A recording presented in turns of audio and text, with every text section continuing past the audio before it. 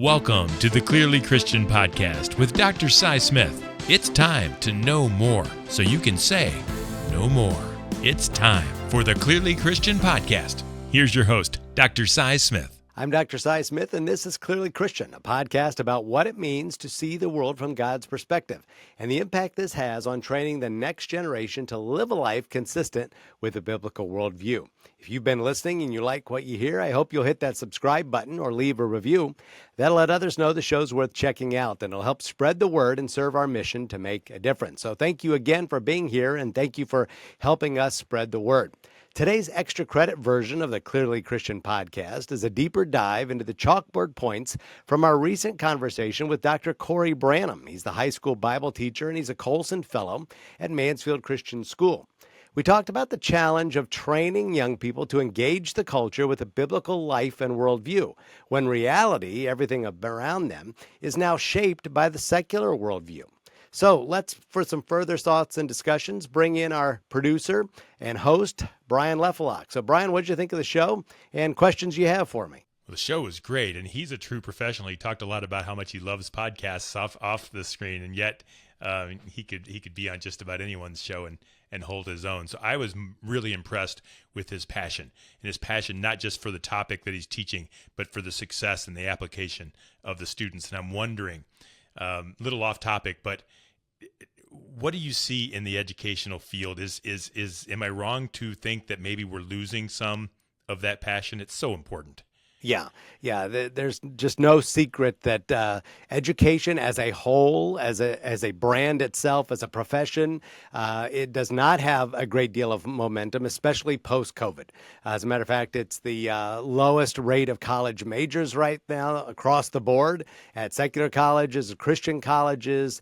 It has the lowest rate of economic return, among other factors. But it certainly, COVID certainly did some things to the public perception of teachers, even nationwide, of education in general nationwide. And as a career, we definitely are hurting for a reinstallment of the next round of passionate teachers who really want to breathe into kids. I mean, some of it is just sheer demographics. You have this gigantic boomer population that has officially left the profession. A lot of them were able to do the retire and rehire thing after 30 years. They somewhere in their 50s or 60s, they did the retire, and then they came back because there weren't enough. Now they're done. Now they're all in their 80s, and they're like, listen, we're not teaching anymore. And so there's just a massive need for more teachers to fill those spots. But to have young teachers like him that are passionate, certainly a need, but it is discouraging because, like I said, sometimes even for Christians, they look and say, wow, I don't know how I'm going to make a difference in this profession because the culture is so big, so strong, so powerful. What am I going to do that's going to make a dent in things? And that's what we talk about on this podcast, right? You're talking about the best way to change the world and to change the future and to make our best hope is to pour into these kids. And yet, if teachers are losing hope, if adults are losing hope, I mean, that's kind of what we're talking about. So the whole program was about engagement and being able to engage with your culture for the biblical perspective. And yet, I'll push back because, the culture is what it is. We've got our screens. Young people are private, more and more private. They're less and less engaged. They're less and less relational. It just is what it is. And I'm interested in how can we change that? But more importantly, maybe what's the ramification, the future ramification of this that even our kids don't even realize kind of the fire that they're playing with? And something they're going to miss. A couple good questions. Make sure I get to both points, because one thing that came about in your first part that you said that really perked something. You definitely have to have a biblical worldview to even care. Right? I mean, and one of the things that we're trying to do with our kids is instill in them this biblical worldview that because, and he even alluded to it, because human life has such a tremendous value, because you're created in God's image. So when you see it that way, you have to care. And that should give you some hope to say, you know what, I just can't do nothing and sit around and watch, everything just continue to plummet downhill and not care. I value humanity too much. And why do I value humanity? Because God valued humanity, and I see the world the way God does. And so if God said, this is my best creation, humans, I mean, he said, all these things I created are good, But humanity, very good, because I created it in my image. And we think and act and reason. We have all these incredible capabilities because we're like God. So I have to care about what God cares about. So for me to sit on the sidelines and do nothing, it wouldn't align with my biblical worldview. I mean, it doesn't mesh with God, who's always giving us hope and second chances and grace for sin. I mean, that's who he is. He puts up with the worst of us every day. I mean, we constantly have to be grieving the Lord because we make mistake after mistake. And you can imagine the world from his perspective. He probably, sees us as humans and goes, oh, my word, they're a disaster. And even the best, humans that are Christians are sinners all the time. In our sin nature, we're forever causing ourselves problems. We sin against other people. We make terrible decisions. We do things we know we shouldn't do. I mean, we're a mess all the time. And yet God loves us so much, and he forgives us, and he gives great patience. How can we then turn to our fellow man and not do likewise? And so we have to train kids to see the world like that. You're going to make mistakes and things like that. But if God's patient and gracious with you and says, I'm hanging in there, I'm not going to give up with you, I'm here for you from birth until death, then we have to be that way with the culture around us. And then maybe the second part of your question, what do we do if we don't get this right? Is that what you said? Or if we don't engage? What are the ramifications? We have no other expectation to say, you're going to get what you get. In other words, it's going to be, the secular culture is already dominant. It is, like I said, his reality is already shaped by the secular worldview. So we're already there. But you really have far less of a chance of making a dent in things if we just say, boy, yeah, it is what it is. Like you said, we're just going to have to deal with social media. We don't even need to try. Technology is just going to continue to make it worse and things like that. Boy, that guy Jonathan Haidt, we talked about in this podcast. He wrote a book, That Anxious Generation.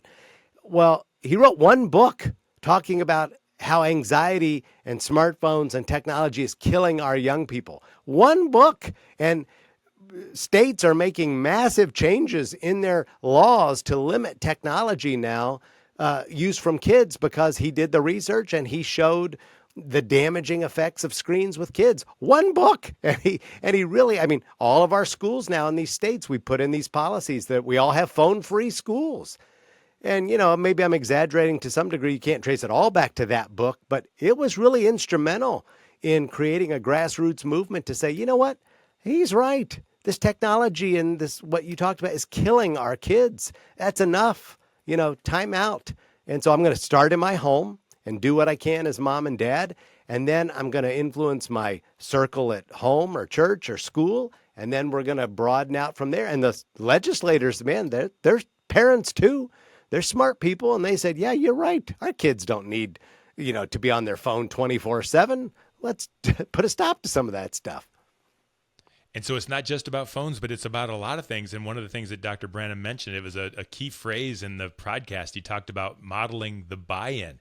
He said that if adults and educators and leaders can model the buy-in, that then our young people can see it for real. And yet culture wants to push back when you start modeling the buy-in, and you'll get ostracized real quick. So what does modeling the buy-in mean to you? And even how can kids model the buy-in and even change the way they are relational with other people in the world? Yeah, that's a great point. I loved he said that, model the buy-in, because he's so true. Doing that at home, that definitely matters. And you and I are both parents, so we've seen that with our own kids, and it just continues to play out generation after generation. And kids they're starving to see people buy in. They're starving for authentic relationships, even if that's among their peers. And so when they see a peer with buy-in, man, they gravitate towards that peer because like, hey, that's unusual. What's that about? And the problem is, it doesn't matter if the buy-in's bad, right? They'll buy into bad buy-in too, but they go where somebody has a conviction, somebody has a strong opinion, somebody has thought something out and through. And so when they see buy-in, and what for us, is just this strong conviction of the truth, we want them to gravitate to that. What they don't gravitate to is apathy, lethargy. They get that all the time. That's what they live in, right? They can just scroll through and things. That's why they find social media so fascinating, because who's on social media? 9 times out of 10, it's people with some buy-in, right? They want to do something to get noticed. Hey, I love this, and so I've bought into it. And they want to see, ooh, okay, that's fascinating, right? So we got to get them to pull your head up and show them that real life can be equally as fascinating, because I can engage with real life and buy into what I'm selling, because it's truth. This you can rely on, as opposed to what you're going to see on your screen. And so let's wrap it up just along that same alley where you're buying in and you're showing people what you think. How about at work? Dr. Branham talked a little bit about how we need Christians in all different workplaces, and it shouldn't be separate. It's not a workplace versus spiritual life. What are your thoughts about how we engage as Christians in the workforce? Yeah, that's a great point. And you're going to have to know, and that's what makes it so challenging right now, is we have generations out there in the workforce who really don't have a biblical worldview. They've never been trained to see their work from God's perspective. And they're good Christian men and women. Maybe they came to Christ as children, who knows, whatever, but still, they've never been trained to understand how what I do for a living connects with my biblical worldview. And that's certainly where you have to start, because it's possible, but you have to know some of those basic principles about, why am I serving the common good? And how does this profession serve the common good? Because I'm making life better for people. Well, why is that a thing? Why would I want to make life better for people? Because that's what God's called you to do, because he wants life to be good for these humans that he's created. He didn't want you to have to come here and suffer. You're already suffering because of the state of the world and sin. He wants you to work through that and make life better for each other, because he wants you to have a great existence here on earth. And your job is part of making that possible. You glorify God by serving fellow humans in that way, and he's giving you those skills. But you won't understand that if your mind hasn't been trained for that. And so we have to start that training young for them to know that, yep, everything that I can do for God's glory. This is why he has made me the way he has. And I have to take this biblical worldview there, and then I can influence the culture at work and the people around me who are going to notice, there's something different about this person. He works for a different reason. He doesn't work to get a paycheck. He doesn't work just because he's a nice person, this, that, and the other. You can tell he's working with a deeper motivation there and a deeper purpose. Well, he is, because he's working for the Lord, who's given him that ability and then that desire to serve others in that way. Great question. Well, thank you again for joining me today on the Clearly Christian podcast. And I trust that now you know more about what it takes to train the next generation to both withstand the culture and engage with it for the influence of the gospel. Again, if you like the show, let us know by following along, subscribing. Let others know the show's worth checking out as well. It makes a difference, and I'd certainly appreciate that.